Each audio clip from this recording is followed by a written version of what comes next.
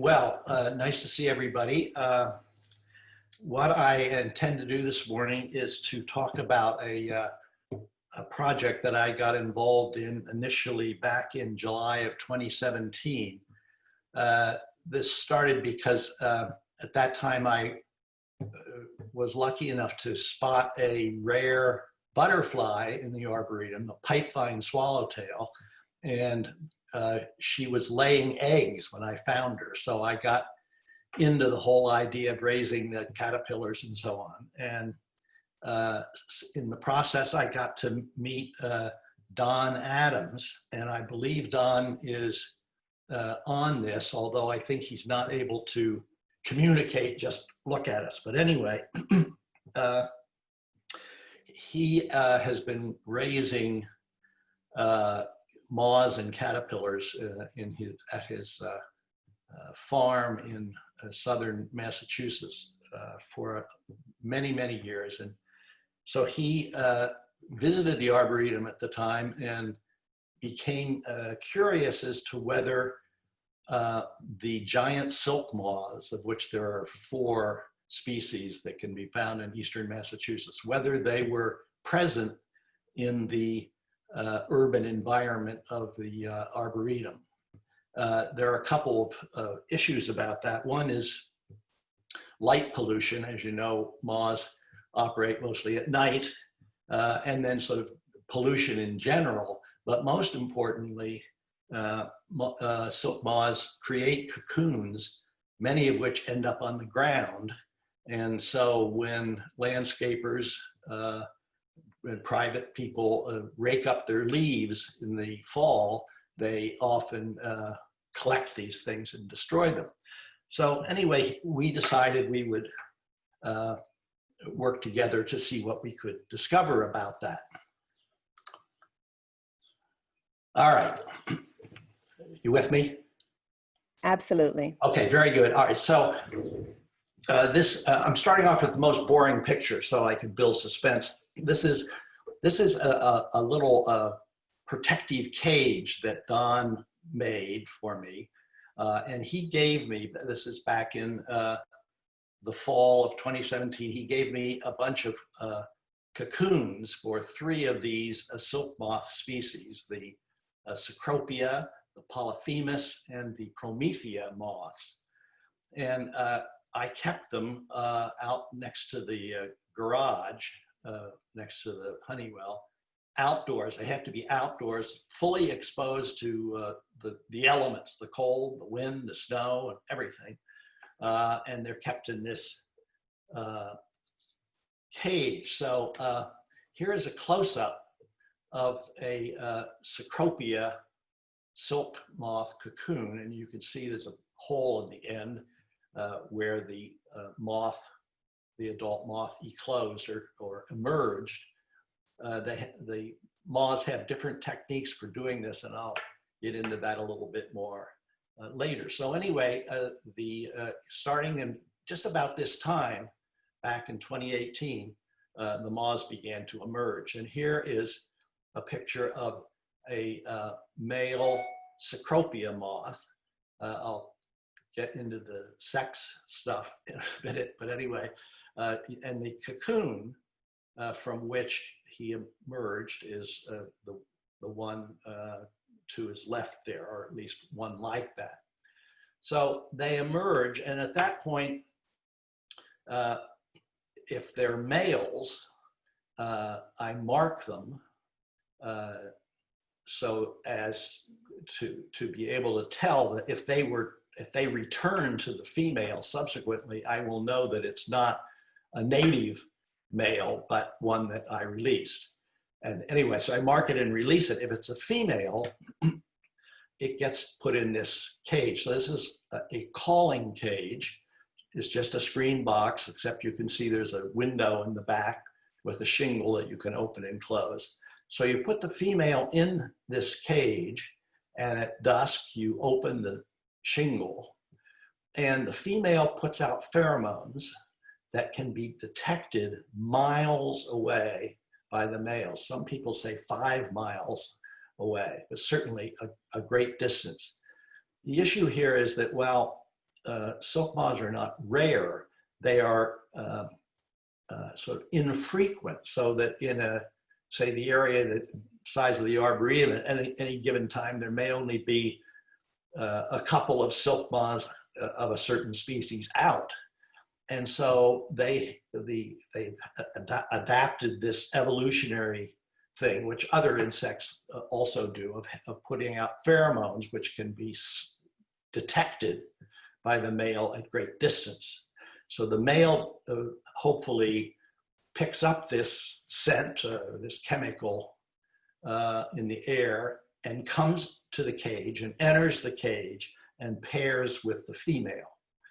So here is a paired Cecropia, and here you can see that the moth on the left has very elaborate antennae coming out just above the eyes, whereas the one on the right has a much smaller apparatus. The antennae is the organ that the male uses to detect the pheromones. So that's how you sex these critters. So they come together, and so the next morning I came and found this. And then what happens is they remain paired all day. Here's a video. I think it's kind of sexy. They're there, that's what they do all day. They just very slowly flop their wings. And I'll show it to you again. And then at dusk that day, this is now the next day, they separate. So at that point, I took the female and put her in a paper grocery bag. Here she is, the bottom of the grocery bag. And if you look on the sides of the grocery bag, you see these little chains of dots, and those are her eggs. So in the matter of about a half an hour, she laid about 40 eggs. So the eggs take a little while to harden up, and then at that point, I cut them, I cut the paper around them, collected them, and held them, and in about 2 weeks, they hatched. So this is these are the eggs or egg cases and the little tiny, tiny caterpillars of the Cecropia moth. These caterpillars will gain size 10,000 times before they eventually form a cocoon. So here are some Cecropia caterpillars that have advanced a bit. Some people find caterpillars a little, I don't know, disturbing. I think they're so pretty that I'm hoping you can watch, but if you can't, avert your eyes, because there are some pictures of caterpillars coming up. Now the caterpillars go through, as I said, they expand enormously in a period of 6 weeks or so. And they go through various stages called instars, and that's defined at the point where they shed their skin. So this one here on the left is probably maybe, I don't know, maybe they do 5 of these, according to Don. The one on the left is maybe a second or something like that. And then the one on the right is a little bit bigger, and you can see there's a color change. They continue to change like that. So then you're left with the situation of how to raise them without letting them get away from you. So we did 2 things. This is the one technique. You get that mesh bag is actually a 5-gallon paint strainer that you can buy at the hardware store. So you put the caterpillars in there, and then you tie it over a branch on a tree, which is the appropriate host plant or host tree for that type of caterpillar. Each of these have their own host plants. Some of them have more than one. In the case of the Cecropia, we ended up using 2. Actually, I tried even a 3rd, but this is wild cherry. Prunus serotina, and the caterpillars do especially well on that. The other way we raised them, as many of you know, because you saw it, was that in the visitor center, the engagement staff was very helpful in raising them there. And what they would do is cut branches off of host trees and put them in the cages so that the caterpillars could eat it. But they had to change it every few days. And as the caterpillars get bigger, you almost have to change it every day. So too with these bags. When the caterpillars are small, you can leave them on for maybe a week, but as they get large and eat more, you have to change this bag quite frequently. Now, around this time, I was contacted by Catherine Richardson, who oversees research at the Arboretum, and she asked me to make this a Harvard research project. So I went through a few hoops on that and did that. But in meeting with her, I was careful to tell her that I was just putting these bags on volunteer cherries that I would find in the North Woods and stuff like that, that I wasn't damaging the accessions. And she said, oh, no, you should put them on the accession trees because since this is a research project, it makes the tree more valuable. So we switched at that point and started using accession trees to raise the caterpillars. Here's another view of Cecropia mid-instar chewing on a cherry leaf. And here is one that has just shed its skin. So you can see the caterpillar is below and the skin is above. And as I say, they do this about 5 times. And each time the morphology of the caterpillar changes a bit. And they start to grow. And they grow.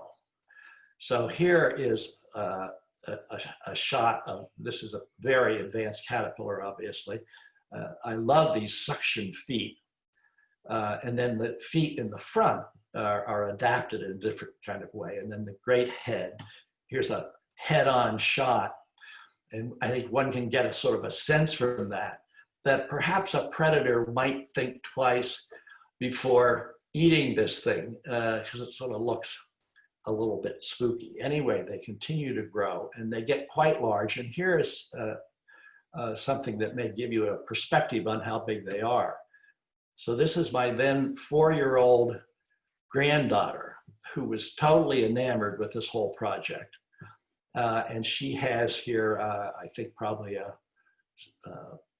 5th instar Cecropia caterpillar crawling across her head with great delight. What happens then is they get at this point and then they stop eating. And if they're in the wild, at that point, they usually leave the host plant and go to another and crawl to another plant. The reason for that is thought to be that, you know, when they're eating, they are, among other things, producing a lot of frass. Frass is the fancy term for caterpillar poop. And they're also chewing up all the leaves. And so the place where they have been growing can attract predators, either from smell or from appearance. So they go to a different plant. And at this point, they're not really eating. They're just crawling around for a bit. And then they eventually start to do this. So this is a caterpillar that's just begun to weave its silk cocoon.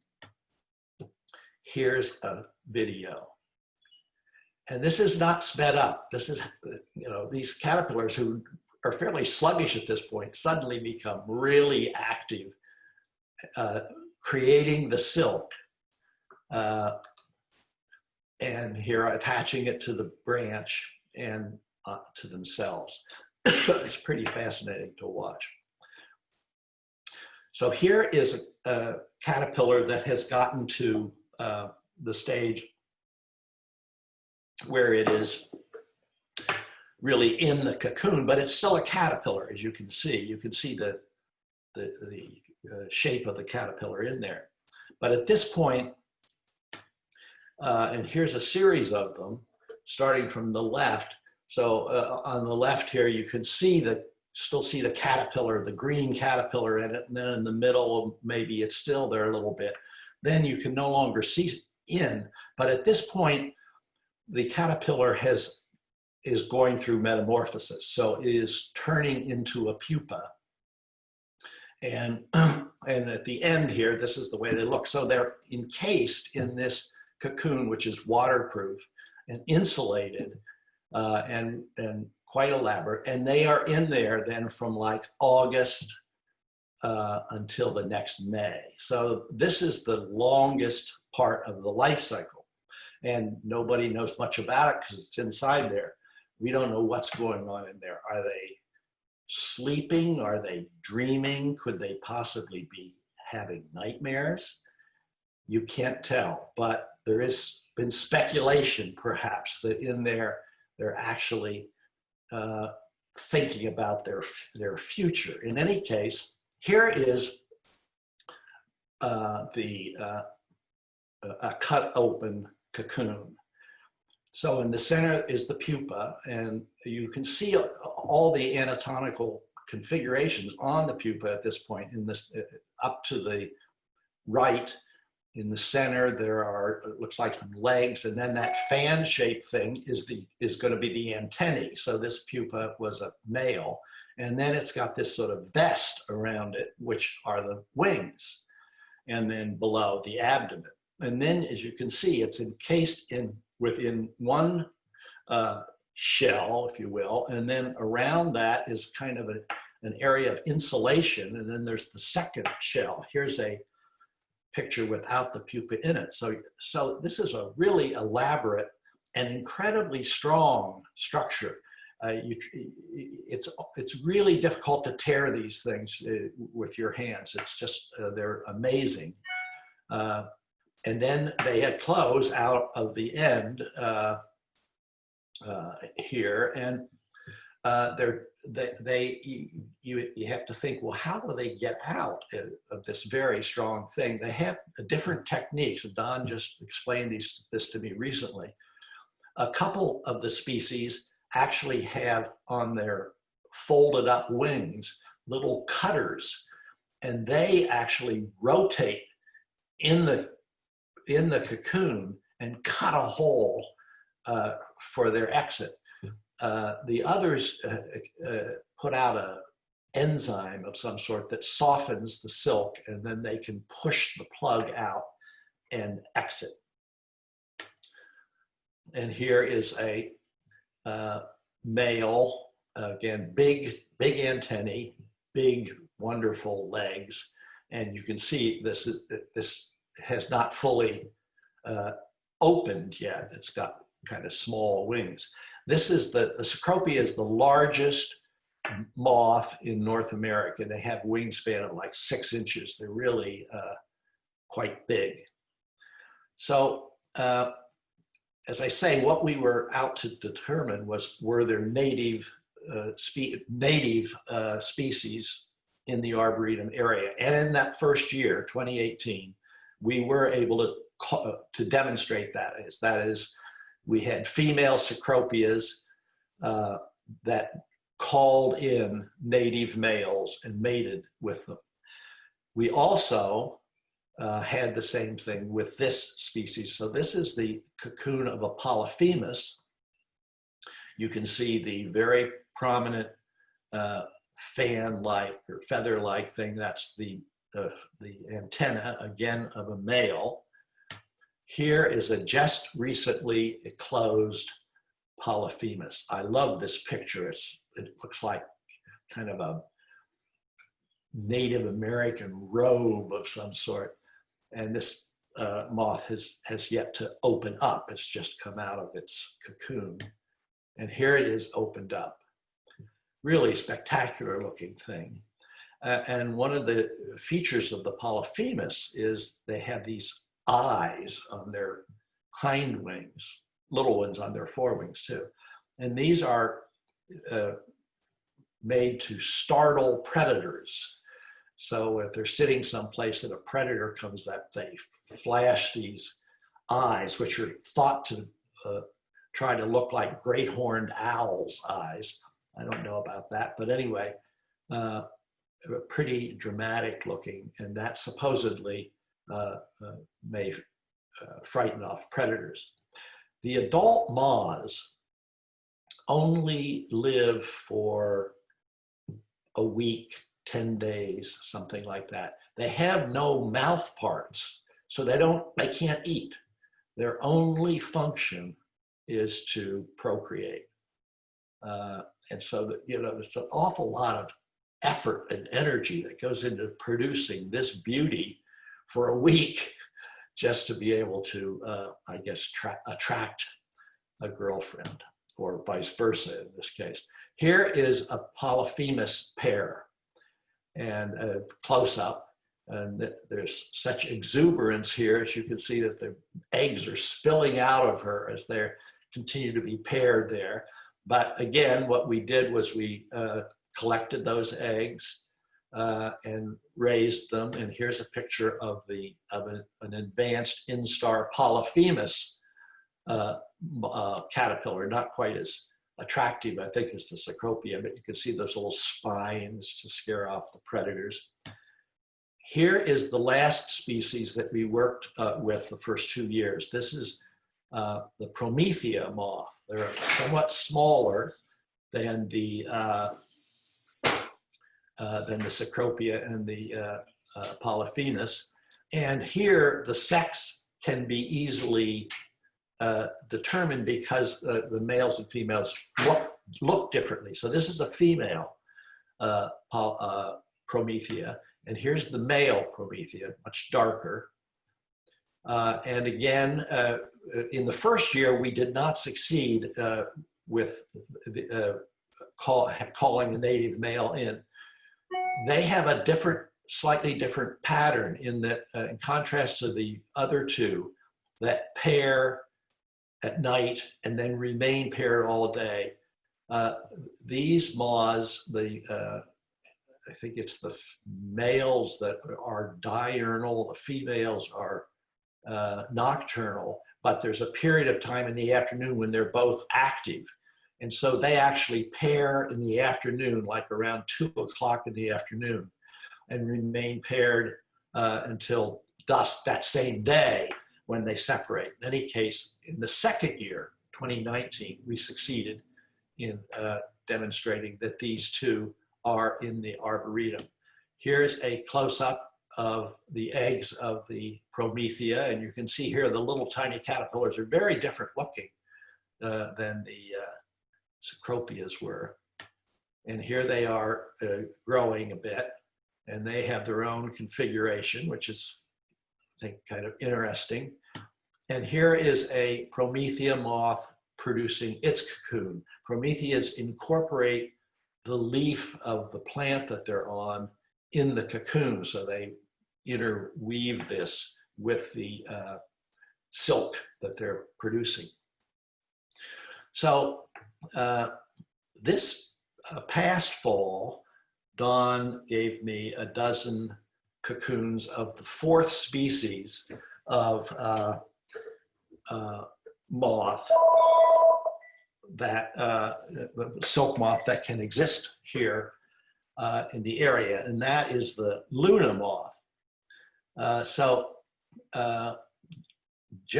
They actually begin to close a bit earlier than the other 3, earlier in terms of the calendar. Beginning about a week ago, I had my first Luna closure. But in that year of 2019, we had the Promethea. This was a particularly productive day in the cage when I went out in the morning. They almost all close in the morning. And again, this is thought so that they have the day to expand their wings and prepare for their mating mission. These are, of course, our Cecropias. Here's a pairing that occurred in 2019. But here is what I found in the cage about a week ago. And this is a Luna, a male Luna moth that it's just closed. You can see the wings are tiny. And here it is opened up. So far I've had 3 Luna eclosures. And one was a female, 2 were males. I released the males after marking them. The female was in the calling cage for 3 different nights, didn't call a male, and eventually flew out on the 3rd night. Don, from the start, suggested that it was unlikely that we were going to be successful with Lunas, the reason being that they actually build their cocoons on the ground, and therefore they're much more vulnerable to being collected. Yesterday, when I did this for the interpreters and the guides, I had 3 eclosures of moths sort of during the event. This morning when I came down, I had 2 Prometheas, a male and female, and then a Cecropia. And my wife just handed me this note which says, "A new one has come out." So they really start to pop this time of year in the morning. And she says, and I quote, "The biggest is warming his wings for sexual healing." So anyway, that's the production. I have not run over time, and so that's it.